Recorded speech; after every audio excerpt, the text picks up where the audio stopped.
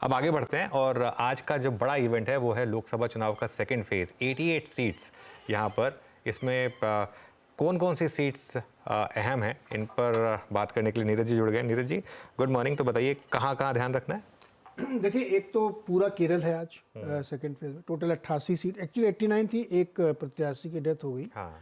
तो 88 हो गई। पूरा केरल आज हो रहा है, जिसमें राहुल गांधी वायनाड और शशि थरूर हैं वहाँ से।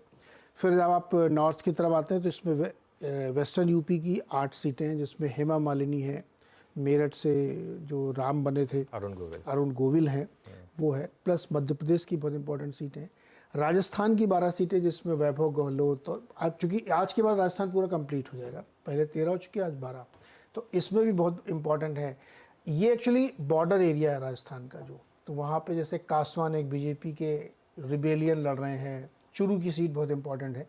तो राजस्थान बहुत इंपॉर्टेंट है, और वेस्टर्न यूपी, और साथ ही पूरा केरल। अब केरल में बड़ा इंटरेस्टिंग है कि बहुत सारे हुज लड़ रहे हैं उसमें चुनाव, तो वहाँ देखेंगे। यूपी में भी कई सारे बड़े चेहरे लड़ रहे हैं।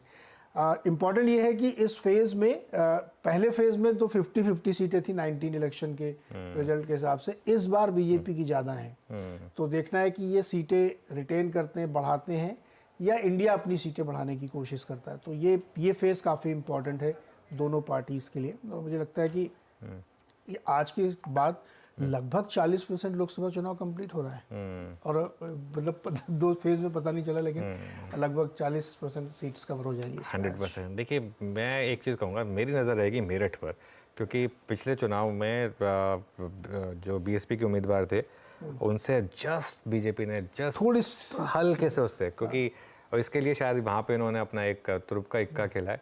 आई थिंक अरुण गोविल जी का मैं जब अयोध्या गया था, उनका एक अलग ही वो है, जलवा है, मतलब हर कोई उनके पाँव छूता है और एक अलग वो रखता है। तो ये इंटरेस्टिंग सीट, इस पर मैं इस सीट पर लोकल है वहाँ के। हाँ मेरठ के रहने वाले हैं। बिल्कुल। तो ये सही कह रहे हैं आप, राजेंद्र अग्रवाल बहुत थिन मार्जिन से जीते थे। हाँ बिल्कुल। तो खैर देखते हैं इस बार क्या होता है वहाँ पर। एनीवे, इस शो को अब यहाँ समेटेंगे। अच्छा वीरू, आपको छुट्टी बहुत बहुत मुबारक हो, और एंजॉय करिएगा अपनी छुट्टियाँ, और पहाड़ों में एंजॉय करके वापस आइएगा। और आज वीरू है नहीं क्लोजिंग शो में, अब निकल जाएंगे वीरू।